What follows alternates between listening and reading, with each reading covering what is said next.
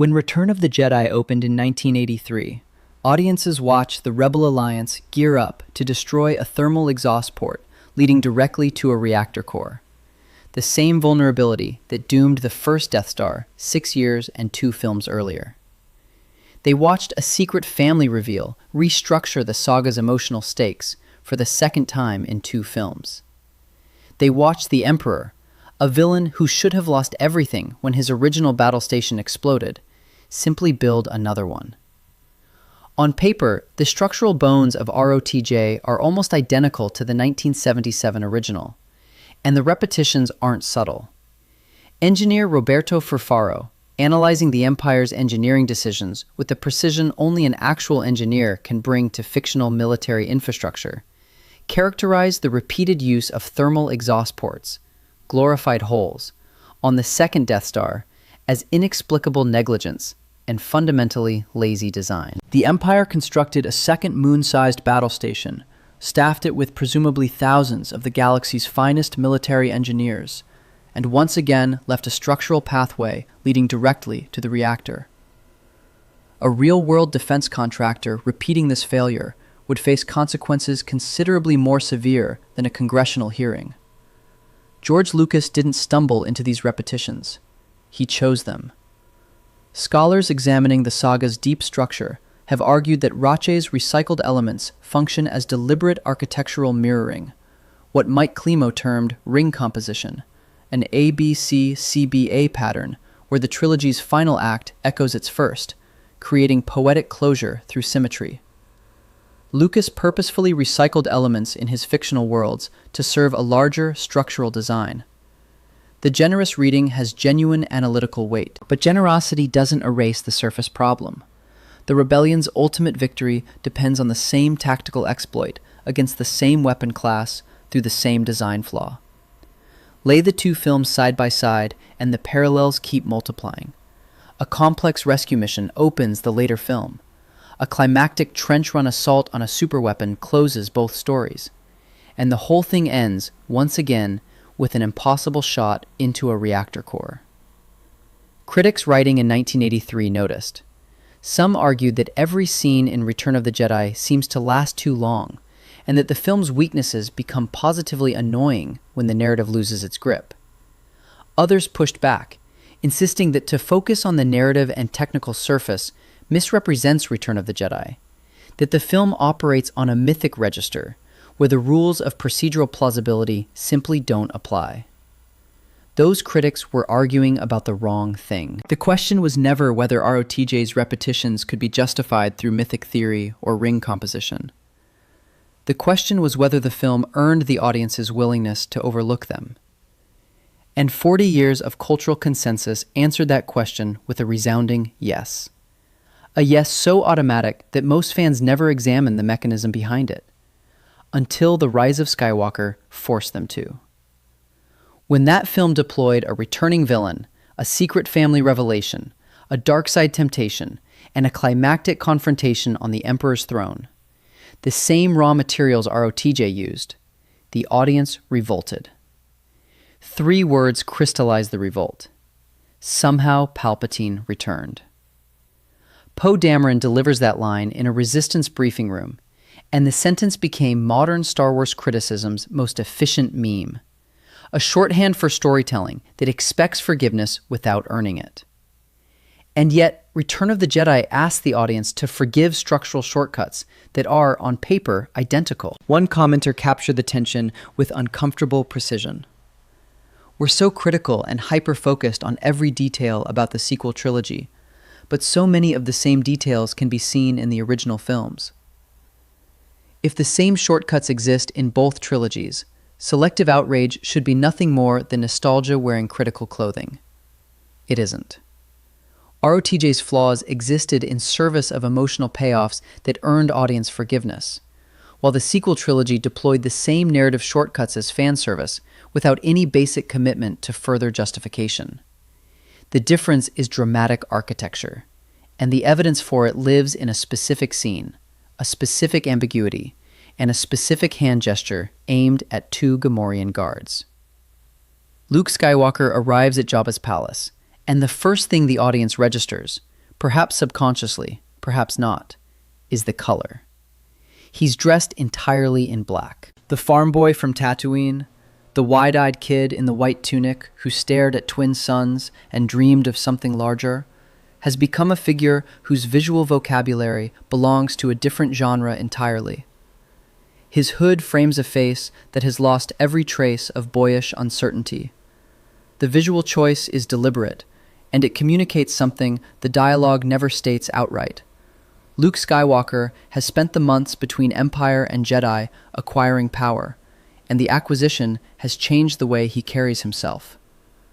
"You will take me to Jabba now," he tells Bib Fortuna, and Fortuna, a creature who serves one of the galaxy's most feared crime lords, obeys without resistance. Obi-Wan used the Jedi mind trick on stormtroopers in A New Hope, gently redirecting attention like a parent steering a child away from a puddle. Luke's version shares none of that gentleness.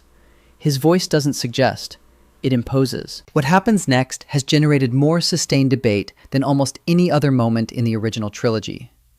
Two Gamorrean guards block Luke's path deeper into the palace. Luke raises his hand. The guards react.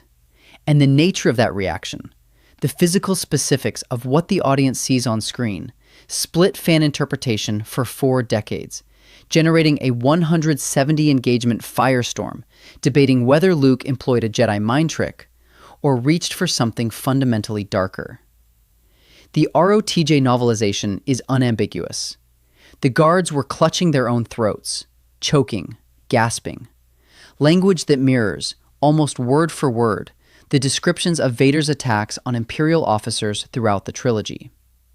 If you take the prose at face value, Luke Skywalker walked into a gangster's palace and choked 2 sentient beings with the same dark-side technique his father used to terrorize the Imperial Navy. The hero deployed the villain's signature weapon, and the film neither flinched from the implication nor offered an explanation. The counter-evidence resists easy dismissal. The official annotated screenplay describes the guards merely as puzzled, not choking, not gasping, just confused. And the film itself omits the franchise's characteristic forced choke sound design, that guttural, strangled rasp accompanying every one of Vader's demonstrations.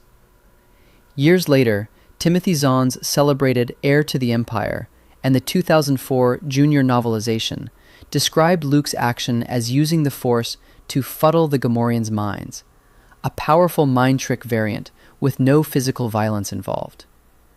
So the canonical record contradicts itself across multiple official sources. Novelization says choke, screenplay says confusion. The film shows something in between and lets the audience decide. That refusal to resolve the ambiguity accomplishes something a definitive answer in either direction never could. If Luke definitively used a mind trick, the scene is competent and nothing more. The hero demonstrates increased power, the audience feels reassured, the narrative moves forward without consequence. But the possibility that Luke touched the dark side, that the hero's hands are already less than clean before the first act is over, transforms every subsequent frame of the film into a study in escalating dread. When the Emperor later taunts Luke about the power of anger, the taunt ceases to be generic villainy and becomes a clinical observation rooted in something the audience already witnessed. A counter-comment with 29 engagements captured the audience's instinctive acceptance of this darkness. "I have no qualms with him actually choking." The statement reveals something crucial about the conditional nature of audience trust. Viewers will embrace moral ambiguity in a hero, but only when the story promises, through its structure, that the ambiguity will pay off. Return of the Jedi makes that promise in a corridor, and spends the rest of its runtime keeping it. The novelization deepens the darkness considerably beyond the guards. According to the prose, Luke viewed Jabba as a leech of the galaxy, and was actually glad Jabba refused his bargain, because refusal gave Luke the excuse he wanted to destroy him. The hero of the rebellion wanted violence. He rationalized it as justice. This isn't a minor character detail buried in supplementary material. It's a psychological portrait embedded in the film's opening act. Through black robes, through ambiguous violence against the guards, through the calm arrogance of a young man drunk on newly acquired power. Audiences accepted every dark thread because they could feel, without being able to articulate it in 1983, that each one was being woven toward a specific destination. The weaving is what matters. A dark thread that goes nowhere is just edgy decoration. A dark thread that pays off is dramatic engineering. After Jabba's palace, the pressure increases systematically. Yoda dies on Dagobah, and the death carries a narrative function that extends well beyond grief. Luke is now the last Jedi. No master exists to correct a wrong step. No teacher remains to identify the warning signs of a turn. Every choice from this point forward is unsupervised, and the loneliness of that position converts the Force choke's ambiguity from a character detail into an existential threat. If Luke is already reaching for dark methods, and the only people who could have recognized the pattern are both dead, the audience has reason to fear what comes next, in a way that the film has earned through specific, sequential, dramatic choices. When Obi-Wan's ghost confirms that Vader is indeed Luke's father, and reveals that Leia is his twin sister, the information lands with a weight that operates on two levels simultaneously. On the surface, the Leia revelation is another recycled beat, a secret family twist in a saga that already deployed one to devastating effect in The Empire Strikes Back. Critics in 1983 flagged the repetition, and they weren't wrong to notice it. Structurally, though, the reveal does something the Vader paternity bombshell never did. It arms the villain. The Emperor now possesses a weapon calibrated specifically for Luke's psychology, the ability to threaten someone Luke loves, someone whose existence was hidden precisely because that love could be weaponized. And the audience, having watched Luke walk into Jabba's palace dressed in his father's colors, having witnessed the ambiguous violence against the guards, having absorbed the novelization's portrait of a young man hungry for justified destruction, carries a specific and earned fear into the third act. The fear that when the Emperor finds the right pressure point, Luke will shatter. The Endor ground battle and the space assault on the second Death Star unfold simultaneously with the throne room scene. And while these sequences serve obvious functions, action spectacle, comic relief through the Ewoks, military tension, their deepest purpose is structural. They create a ticking clock that Luke's internal conflict runs against. Scholarly analysis of ROTJ's mythic structure emphasizes how the film layers its climactic sequences to ensure that Luke's internal battle mirrors the external one, the hero's soul and the galaxy's fate suspended in the same balance, resolved in the same breath. The second Death Star, so easy to mock as creative bankruptcy when examined in isolation, reveals its load-bearing function here. Without a superweapon threatening the rebel fleet, there's no temporal urgency. Without temporal urgency, the throne room scene becomes a philosophical conversation rather than a crisis. The recycled beat earns its place by doing work the story genuinely needs done. The throne room confrontation itself is built with the precision of a trap, because that's exactly what the Emperor designed it to be. The rebel fleet has walked into an ambush. The shield generator on Endor is still operational. Through the throne room's panoramic window, the Emperor makes sure Luke can watch his friends dying in real time, a spectacle staged specifically for his benefit, calibrated to make passive observation unbearable for a young man the film has already established will reach for dark methods when the people he cares about are threatened. Luke's lightsaber sits within reach, practically begging to be grabbed. Each provocation from the Emperor exploits the exact psychological pattern the film documented in its opening act. The Force choke was the first data point. The novelization's portrait of justified violence was the second. Yoda's death, removing the safety net, was the third. The Leia revelation, arming the Emperor with family-based leverage, was the fourth. The Emperor's entire strategy depends on these dominoes falling in sequence, and the film laid each one with enough care that the audience can't be sure they won't. Vader probes Luke's feelings during their confrontation on the gantry. He senses the hidden sister. And he delivers the line that detonates every charge the film has spent 2 hours laying. If you won't turn to the dark side, then perhaps she will. Luke's response is immediate, visceral, and terrifying. He ignites his lightsaber and attacks his father with a ferocity that John Williams's thundering choir frames explicitly as a fall from grace. The green blade hammers down with a speed and fury the audience has never seen from this character. Vader stumbles backward under the assault. He drops to his knees. Luke's saber finds the wrist. The mechanical hand sparks, separates, and tumbles into the abyss below. Silence. Williams pulls the score away entirely. Luke stands over his father, breathing hard, lightsaber raised for a killing stroke that every emotional current in the scene has been pushing him toward. Luke looks at the sparking stump of Vader's wrist. Then he looks at his own hand, the mechanical hand he's carried since Cloud City, the prosthetic that replaced the one his father severed. The parallel requires no dialogue, no narrator, no title card. Luke sees, in his father's severed limb, the destination of the path he's been walking since he raised his hand against those guards in Jabba's corridor. 3 seconds of screen time. Every dark ambiguity the film planted across 2 hours, black robes, the force choke, the hunger for violence, the fury triggered by family, resolves into a single devastating recognition. Luke throws his lightsaber away. I am a Jedi, like my father before me. That line works because the film engineered a credible, sustained case that Luke might never say it. Every questionable choice in ROTJ, the recycled Death Star providing temporal pressure, the force choke planting dark side ambiguity, the convenient family reveal arming the Emperor's psychological trap, fed into this single payoff moment. The audience forgives the shortcuts because every shortcut turned out to be a load-bearing wall in the structure leading here. The contract between storyteller and audience isn't built on perfection. It's built on trust. When a film delivers on its emotional promises, viewers extend generous credit for logical gaps they might otherwise flag.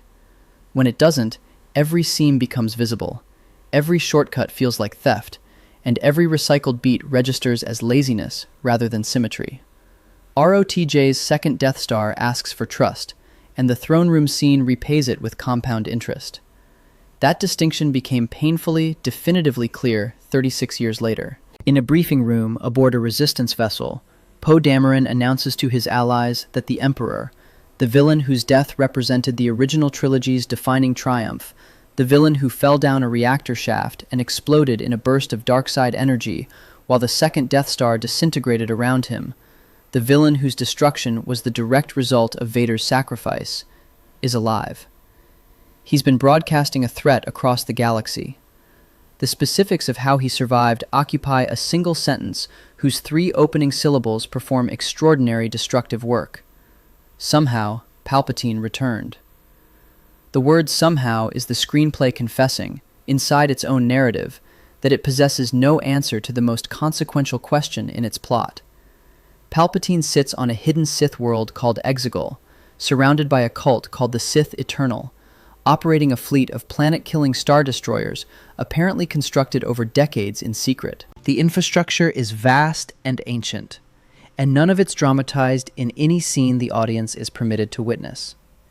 Supplementary explanations appeared in a fortnight promotional event and in the film's novelization. Everything except the film itself. Rise of Skywalker deploys every tool Return of the Jedi used.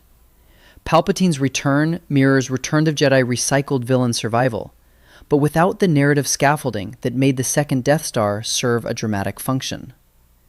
Rey's reveal as Palpatine's granddaughter mirrors the Leia as Luke's sister twist, but where Return Day's family reveal armed the Emperor's trap and escalated the throne room's emotional stakes, Rey's bloodline contradicts rather than deepens her arc.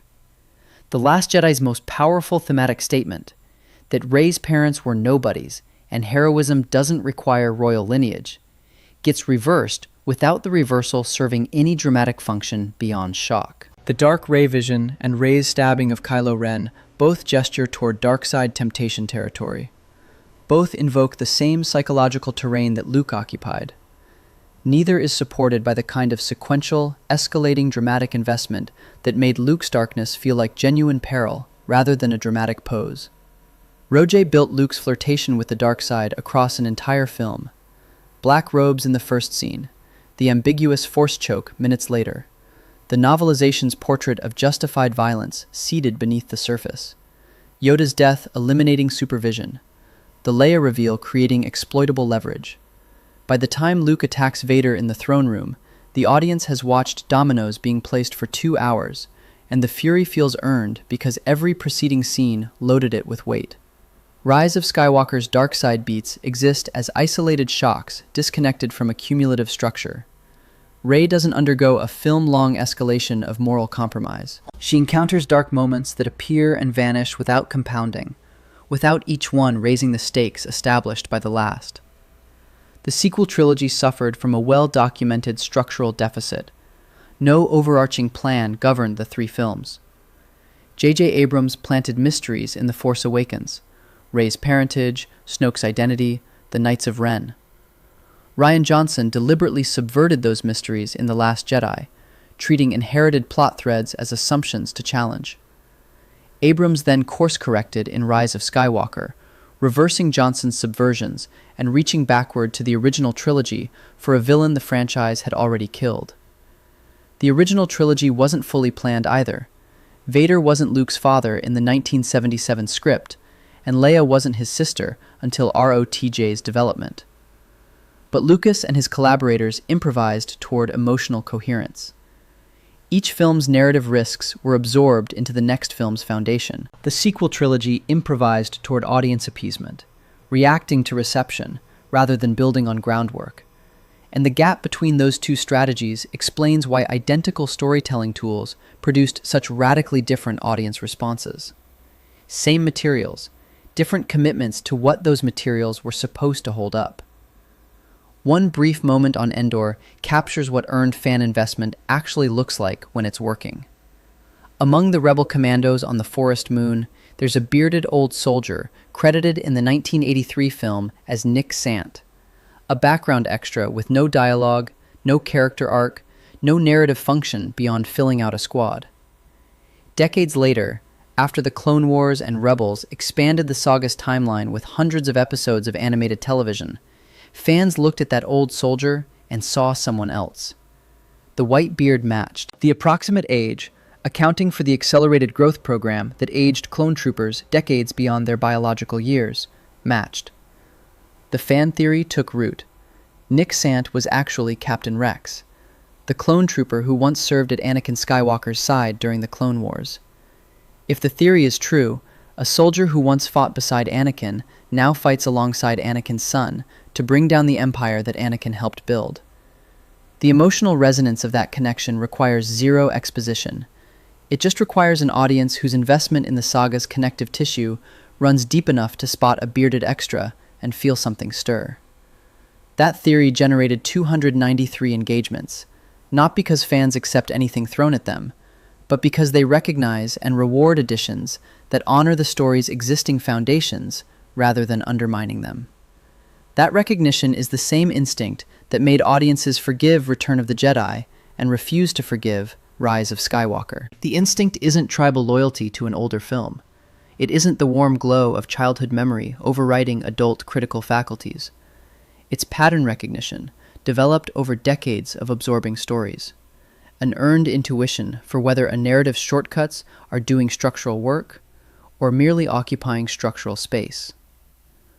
Luke throwing away his lightsaber doesn't just resolve his character arc.